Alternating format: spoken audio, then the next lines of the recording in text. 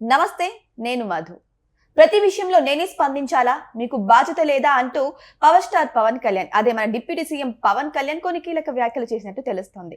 అయితే ఆయన చేసినటువంటి వ్యాఖ్యల్లో కొందరి పేర్లను ప్రస్తావించి మరీ ఆదేశించినట్టు తెలుస్తుంది. అయితే అందులో ఆయన అన్నైనటువంటి నాగబాబు గురించి కూడా కొన్ని కీలక వ్యాఖ్యలు చేశారు. అసలు ఏం జరిగింది, మరి పవన్ కళ్యాణ్ గారు ఈ విధంగా వ్యాఖ్యలు ఎందుకు చేశారు, ఈ రోజు మనం తెలుసుకుందాం.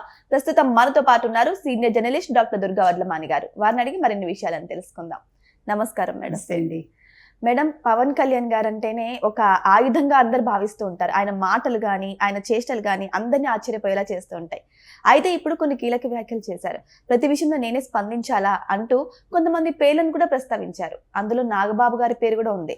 మరి దీన్ని ఎలా తీసుకోవాలంటారు? ఎలా తీసుకోవాలని కాదు, ఒక నాయకుడిగా ఎలా స్పందించాలో అలాగే స్పందించారు పవన్ కళ్యాణ్. అదే కదా నాయకుడు అనేవాడు చేయాల్సింది. తన పరభేదం లేకుండా ఉండాల్సిన వ్యక్తే నాయకుడు. సొంత అన్నగారైతే ఏంటి, తమ్ముడైతే ఏంటి, కొడుకు అయితే ఏంటి, ఎవడైనా ఒకటే. పార్టీలోకి వచ్చాక పార్టీ పరంగా చూడాలి. అదే చేశారు. You have to appreciate Pawan Kalyan. అంటే జనసేన ఇప్పుడు నిజంగా చెప్పాలంటే పవన్ కళ్యాణ్ భుజస్కంధాల మీద మోసాడు ఆయన. చాలామంది త్యాగాలు చేశారు, అది కరెక్ట్. అది ఆయన కూడా ఆ అంశాన్ని ప్రస్తావించారు. ఎంతోమంది రక్తం చిందించి త్యాగాలు చేశారు, అవి మనం మర్చిపోకూడదని. ఏ పార్టీకైనా అంతే, కార్యకర్తలే కదండి బలం. వాళ్ళు సవ్యంగా ఉంటేనే పార్టీ బాగుంటుంది.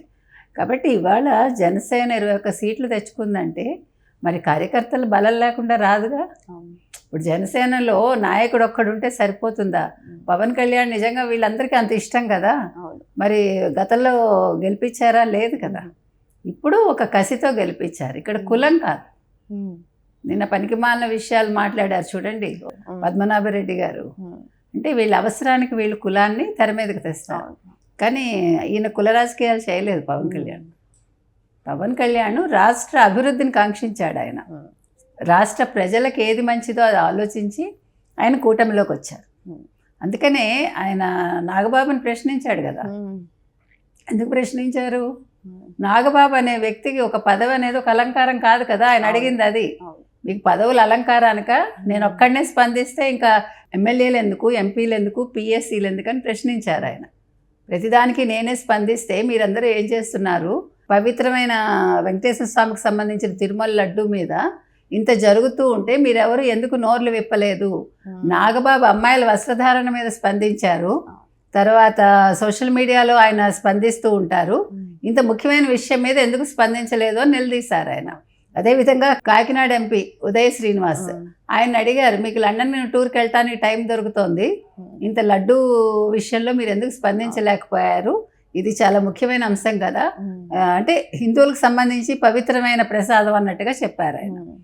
అంటే మీరు ఇందాక అన్నట్టుగా ఇక్కడ నాగబాబు అయినా ఒకటే, ఉదయ్ శ్రీనివాస్ అయినా ఒకటే, మరొకళ్ళైనా ఒకటే.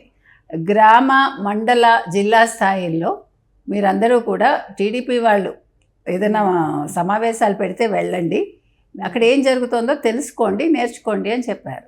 తర్వాత వాళ్ళు వ్యక్తిగతంగా ఏదైనా సమావేశాలు పెడితే వెళ్ళొద్దని చెప్పారు.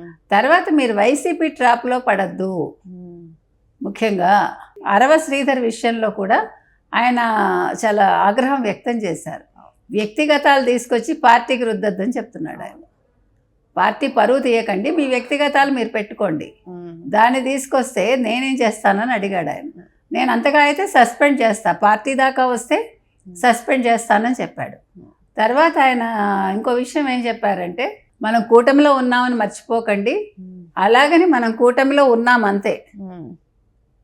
అంటే మీరు గీత దాటద్దు, మీరు పూర్తిగా ఎవరిని నమ్మి మీరు వ్యక్తిగతంగా వెళ్ళిపోకండి, అది వైసీపీ అయినా సరే ఎవరైనా సరే. ఆ విషయాన్ని గుర్తుపెట్టుకోమని చాలా గట్టిగా చెప్పాడు ఆయన.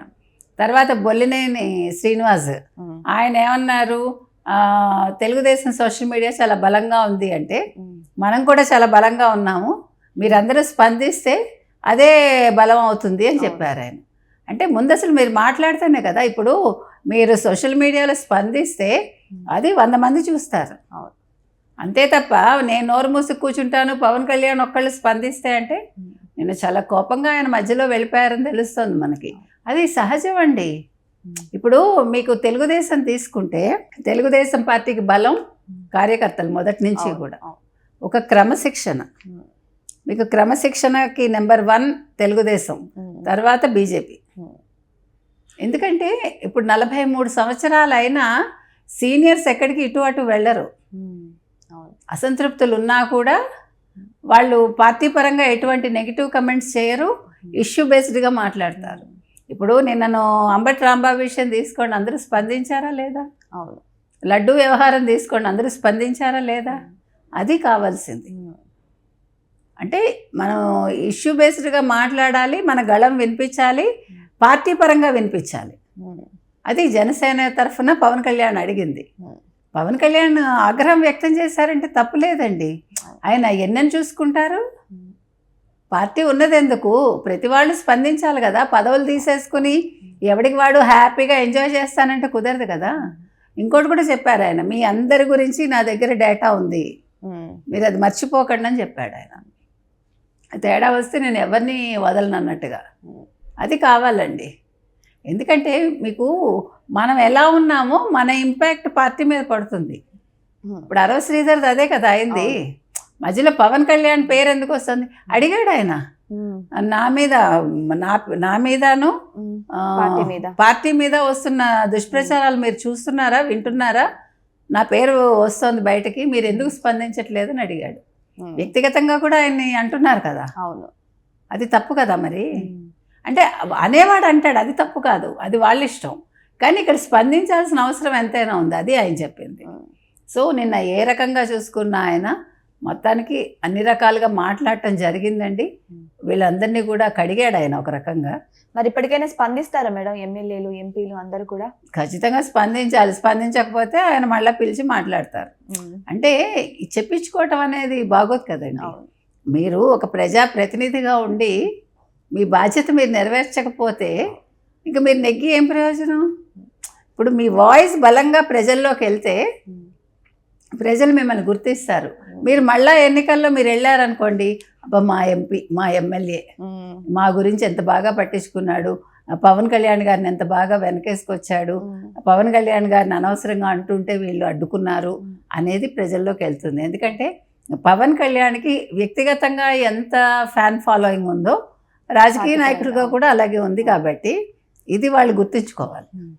ఎందుకంటే ఇప్పుడు నాయకుడి మీద వస్తే మన మీద వచ్చినట్టే అనుకోవాలి. వచ్చిందిలే ఆయన ఇచ్చుకుంటాడులే సమాధానం అనుకుంటే ఇంకా పార్టీ బలంగా ఎక్కడ ఎదుగుతుంది? కష్టం. ఇప్పుడు పునాది అనేది బలంగా ఉంటేనే, మీ సిద్ధాంతాలు ప్రజల్లోకి వెళ్తేనే పార్టీ నిలుస్తుంది.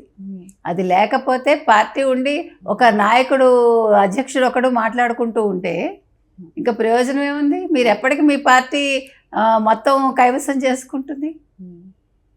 ఇంకో 10 ఏళ్ళైనా మీరు అలాగే ఉంటారు. అది కాదు కదా. ఇప్పుడు ఇవాళ లోకేష్ని లీడర్గా అని ఎందుకు భావిస్తున్నారు?